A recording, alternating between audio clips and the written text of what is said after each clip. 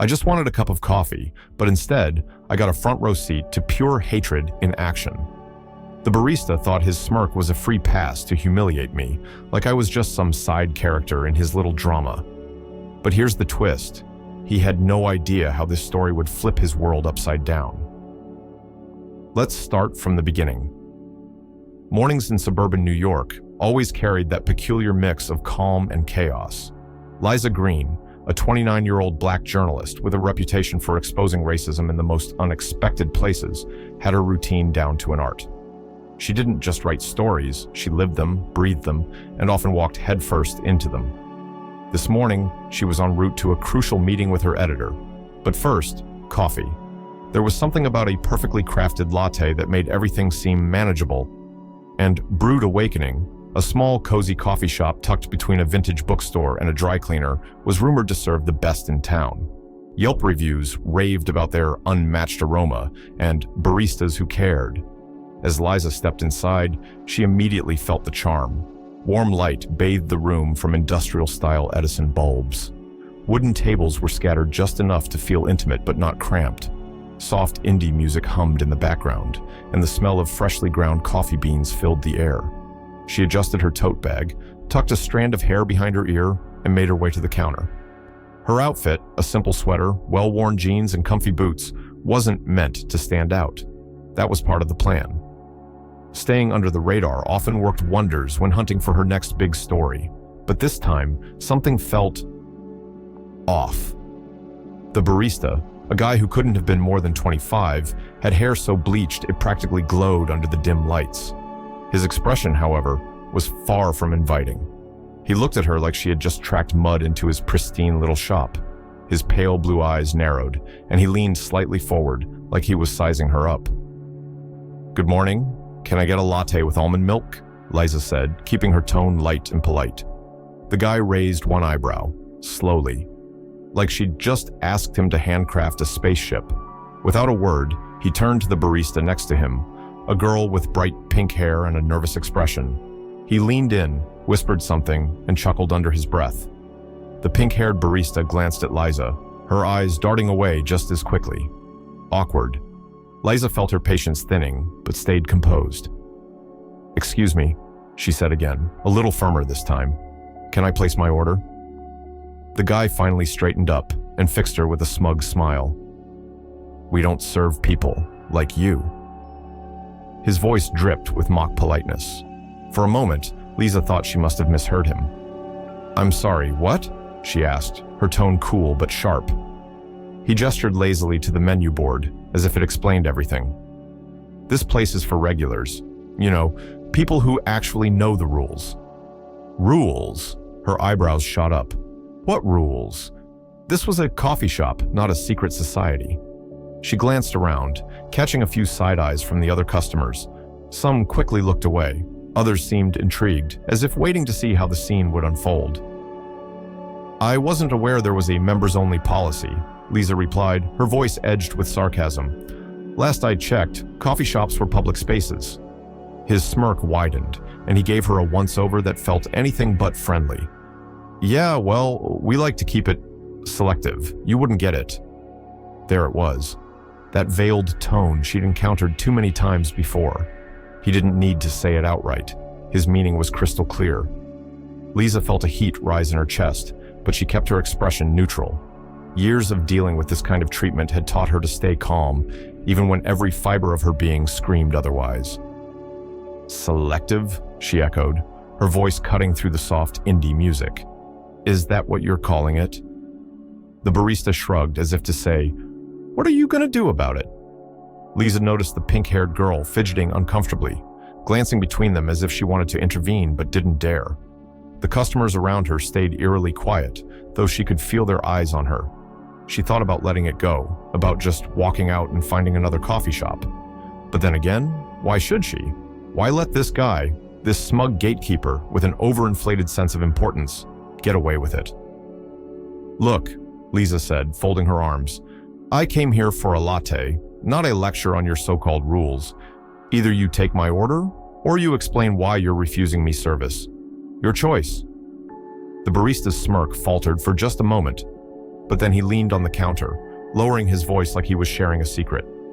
"Lady, let me spell it out for you. You don't belong here. Simple as that." And just like that, the tension in the room became palpable. Liza didn't flinch.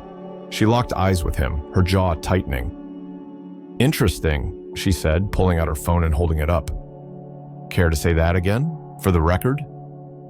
The guy froze, his smirk vanishing as quickly as it had appeared. The pink-haired barista's eyes widened in panic, and a hush fell over the room.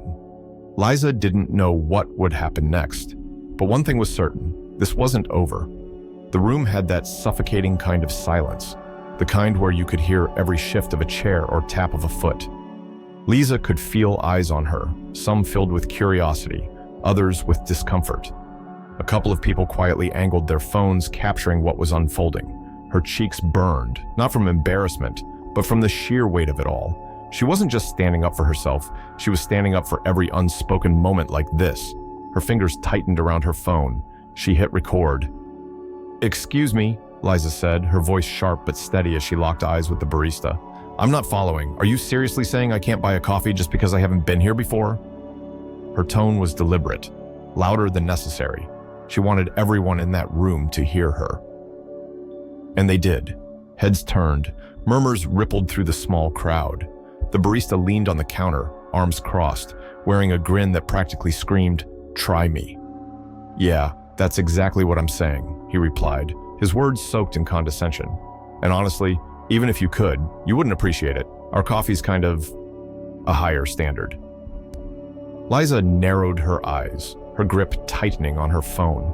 The audacity of this guy. He wasn't just smug, he was basking in it. Like this little power trip was the highlight of his day. She'd heard that tone before. It was the same thinly veiled disdain she'd encountered from landlords refusing to rent, from store clerks accidentally overlooking her in line, from anyone who thought they could dress up their bias in a polite smile. And then, like clockwork, a man in a crisp suit walked into the shop. Mid-30s, polished. Probably an investment banker or something equally insufferable. "Morning," the barista chirped, his entire demeanor flipping in an instant. His grin was wide, his posture straight, his tone warm and welcoming. "What can I get for you today, sir?" Liza raised an eyebrow. The shift was so obvious, it was almost comical. Almost. "Wow," Liza said, her phone now pointed squarely at the barista. "I think I get it now.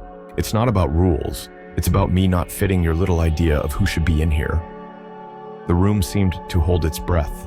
The barista froze, his eyes darting toward her phone like it was a ticking bomb.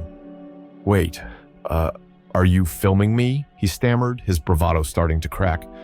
"You bet I am," Liza replied, her voice steady even though her heart was racing. "This is a public place. I have every right to document what's happening, especially when it's blatant discrimination." The pink-haired girl behind the counter, who hadn't said much up to this point, stepped forward. She looked about 20, maybe younger, and the tension on her face was unmistakable. She glanced nervously between Liza and the barista, her hands fidgeting with the hem of her apron. "Ma'am, I'm so sorry about this," she said softly, her voice barely above a whisper. "Let me make your coffee. On the house." But before Liza could respond, the barista's hand shot out, gripping the girl's arm. His knuckles whitened as he leaned in close, his voice low but still loud enough for the room to catch every word. "Are you serious right now?" he hissed. "You're really going to side with her? You want to get us all shut down over this?" The girl's face flushed, but she didn't pull away. Liza's phone stayed trained on them, capturing every second. "Go ahead," Liza said calmly, her voice cutting through the tension like a blade. "Say what you really want to say. Let's make sure everyone hears it." The barista's jaw clenched. His eyes flickered to the other customers, some of whom were watching intently, others pretending not to notice. He seemed to wrestle with himself for a moment, his hand still gripping the girl's arm, and then, under his breath, but loud enough to reverberate through the room, he muttered, "This is exactly why people like her shouldn't be here." The words hung in the air, heavy and damning. Liza felt the weight of them, but she didn't flinch. Instead, she lowered her phone slightly, her expression unreadable. "Got it," she said, her voice steady but sharp. "And now the whole world will too." The coffee shop felt like a stage after the final act. silent except for the hiss of the espresso machine in the background. All eyes were on Liza, who stood tall despite the weight of the moment. She could feel the tension hanging thick in the air, the kind that dared someone to make the next move. Liza glanced at her phone screen, where the red recording dot blinked back at her. She had everything she needed to expose this situation, but the pink-haired barista, still standing awkwardly nearby, gave her pause. This girl had tried to help, even when it meant risking her job. Liza didn't want her caught in the fallout. She turned to face the room, addressing everyone like she was speaking to an audience. "Look, I'm not here to make trouble," she began, her voice clear and firm. "I just want to know, does anyone else think this is okay? Has anyone else had a problem like this here?" The crowd hesitated, their glances bouncing off one another like a game of hot potato. Finally, a man sitting by the window, dressed in a flannel shirt and holding a half-empty mug, raised his hand. "Actually, yeah," he said, his voice steady but tired. "I've seen him act weird with other customers before, not just you." Liza raised an eyebrow, turning her gaze back to the barista. "Really?" she said, her tone sharp enough to cut glass. "Care to explain yourself?" The barista froze, his earlier confidence visibly draining.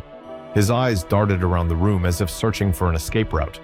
For a second, it looked like he might stay quiet, but then he slammed his palm down on the counter, the sound echoing through the room. "You think you know me?" he snapped, his voice rising. "You think I want to be here making lattes for people like you? This place is a joke. You're all a joke." The outburst hung in the air like a thunderclap, leaving the room stunned. The pink-haired barista flinched, her hand creeping to her apron as if she wanted to disappear. Liza stopped recording, lowering her phone slowly. For a moment, she just stared at him, her expression unreadable. This wasn't about coffee anymore. It wasn't even just about her. Something inside this guy had clearly cracked. "Look," Liza said, her tone calm but cutting. "I don't know what you're dealing with, and honestly, I don't care right now. None of that justifies how you're treating people." The barista scoffed but didn't respond. He looked down at the counter, avoiding her gaze. Before anyone could say more, the sound of police radios crackling broke the silence. Two officers stepped into the shop, their presence instantly shifting the energy in the room. Someone in the crowd must have called them, likely hoping to de-escalate the situation. "Is there a problem here?" one of the officers asked, his gaze moving between Liza and the barista.